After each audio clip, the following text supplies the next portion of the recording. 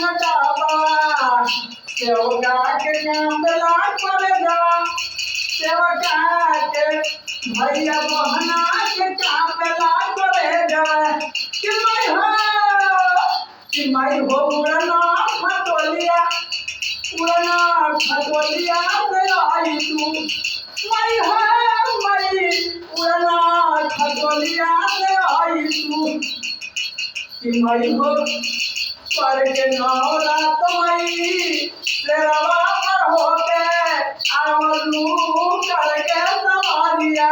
हम भैया बहना के काम दर से करे जवा कि मैं हो उड़ना खटोलिया से आई तू हमारे इंडिया यार हो माई दुर्गा माई की जय बाघवाली माई की जय जय हो जय हो जय हो जय हो तो भले जय करिया बाघवाली माई बाघवा के बाकी माई दूड़ा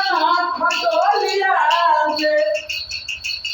कि मैं है दूड़ा खटोलिया से तुहार बाघवा तुहार तेरवा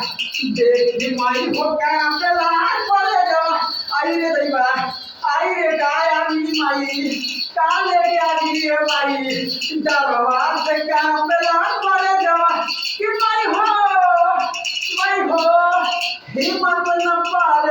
हिम्मत न पारे रौदा छू के करेला चरण पर नामवा कि मैं हो हिम्मत न पारे रौदा छू के चरण करेला पर नामवा मैं हो उड़न